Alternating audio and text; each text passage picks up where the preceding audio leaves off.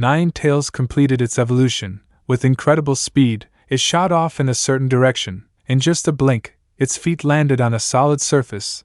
That surface was none other than the trunk of the divine tree, Yuziyu. Nine Tails' eyes gleamed with spiritual light as it glanced at Yuziyu and cautiously asked, "Master, the Azure Star has stabilized now. What's our next move?" The divine tree's gaze drifted far into the vastness of space as it voiced its next plan. "It's time to travel to the top-tier stellar regions. Many races there have already matured." Hearing this, Nine Tails' eyes lit up. It turned to its master with excitement in its voice. "With Master's current strength, you can easily sweep through entire star domains." Yet, the divine tree remained calm, not responding to the flattery. It merely said, "Those stellar regions. Sooner or later, I will reach them." At that very moment, amidst the vast void of space, countless stars appeared densely packed, forming a vivid painting of the Milky Way. Suddenly, a faint streak of light flashed, tearing through the silent cosmos. The divine tree sensed something unusual. Its expression shifted subtly, a hint of shock appearing in its eyes. In that empty expanse, it felt a terrifyingly familiar energy surge. The void-devouring serpent was roaring in hunger. Its roar echoed through space, as if piercing through tens of thousands of spatial layers, shaking the entire universe. The moment it opened its mouth, everything around was pulled violently toward the abyss of its throat by a terrifying suction force. Nothing could resist. With a single inhale, the void serpent devoured a massive amount of spatial energy, distorting the surrounding space as if it was on the brink of collapse. Unrefined energy lingered around its mouth and massive body, still not fully digested. Even so, the creature could clearly sense it wasn't enough, still not full. Looks like the journey to the great stellar regions must begin soon. Meanwhile, on Dragon Island, in a secluded corner thick with underbrush, Mu Tian and Panda were stealthily creeping through the dense foliage. Mu Tian followed behind, face full of suspicion. He looked up and whispered to Panda, "Why did you bring me here?" Panda didn't look back, calmly walking ahead. "Something good," it replied. Moments later, the two crouched in a bush, peeking out cautiously. Mu Tian's face immediately darkened, eyes wide in disbelief. In front of them stood the figure of a girl. Her bare, slender back was porcelain white, her long, silky pink hair gently flowing. Atop her head were two long, elegant horns, simple yet mesmerizing, hard to look away from. As she turned, her exquisite face was revealed. Radiant orange eyes, shining like galaxies, delicate lips exuding an irresistible charm. She was a stunning beauty. Seeing this scene, both Mu Tian and Panda gasped in surprise. Their faces turned crimson with embarrassment, especially Mu Tian, who suddenly had a nosebleed, overwhelmed by an indescribable thrill.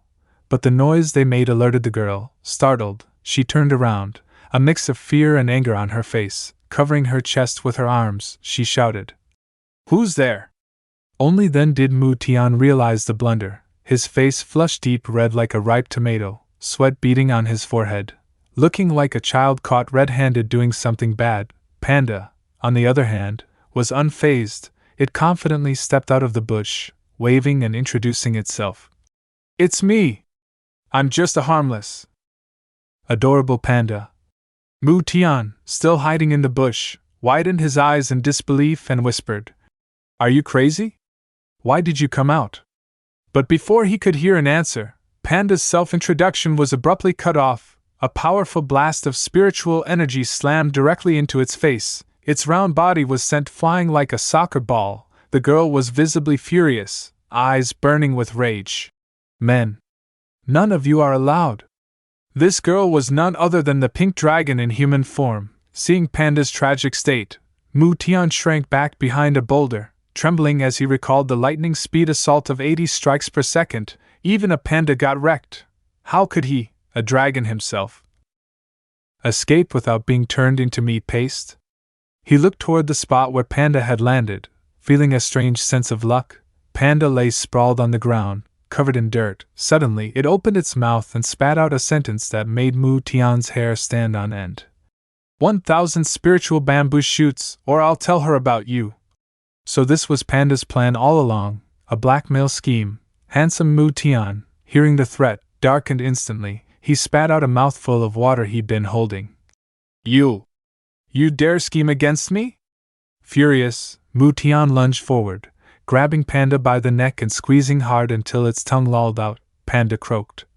I had no choice. You're rich anyway, what's 1,000 spiritual bamboo shoots to you? As the two were wrestling like cat and mouse. White Tiger and Golden Ant strolled over from afar. Golden Ant asked with a puzzled expression, What are you two doing? Then, following Mu Tian's gaze toward the lake, they saw the seductive figure of Pink Dragon soaking in the shimmering water. Both immediately screamed, So you two were peeping on a female dragon. Hearing the shout, Pink Dragon spun around, her face flushing red. Why are there so many males here? Before she even finished speaking, she extended her hand forward. Spiritual energy gathered in her palm and blasted directly toward the group of peeping toms. Boom! A terrifying explosion sent waves surging across the lake, spraying water in all directions. Mu Tian, Panda, White Tiger, and Golden Ant all grabbed their shoes and ran for their lives, not daring to look back. After the chaos stirred by Pink Dragon's bath settled, peace slowly returned to Dragon Island. It was then that the divine tree gazed forward, eyes wide and sparkling.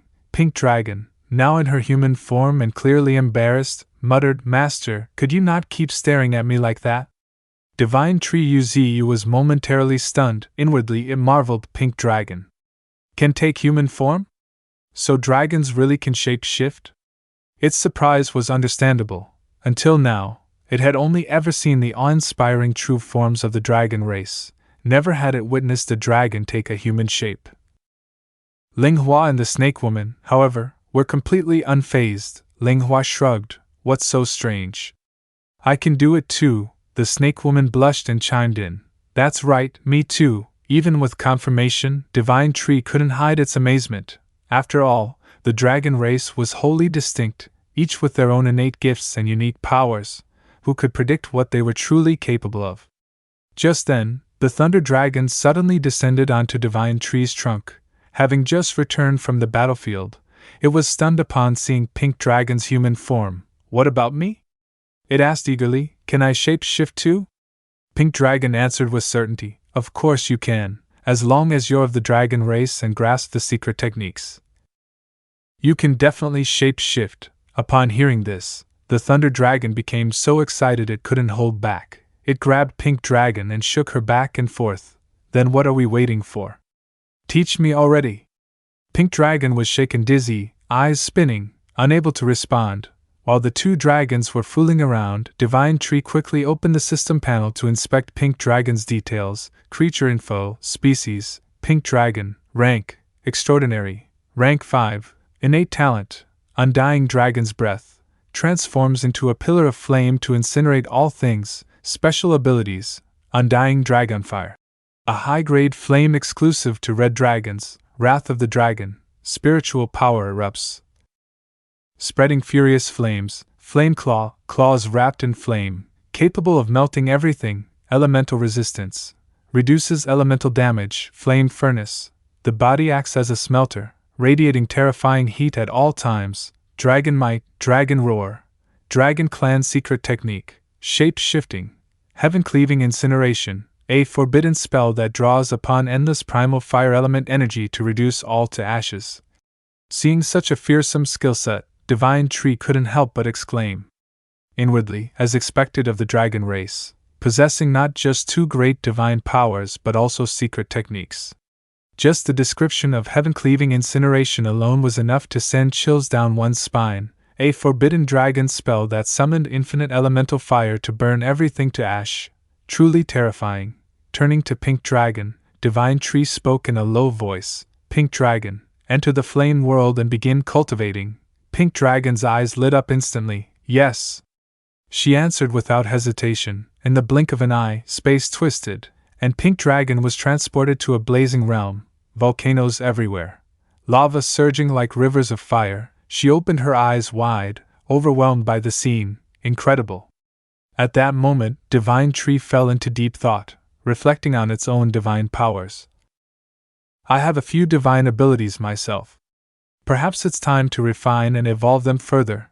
As that thought finished forming, a brand new system interface appeared before its eyes. A glowing line of text emerged, fused the primordial elements, unified them into one. It seemed Divine Tree Uzu had decided to combine all the elemental powers it possessed. In just a moment, brilliant seven-colored light burst forth around its massive form. Each ray shimmered and danced, reflecting on the world like living energy. Uzu's face was filled with awe. This is a new power. The divine seven-colored light swirled and floated like ethereal mist, exuding an aura of sacredness and mystery. At this moment, Divine Tree Uzu resembled a deity descending into the mortal realm, bathed in divine radiance. Its vast willow tree form sparkled with dazzling brilliance, so intense that others could only gaze from afar. None dared approach.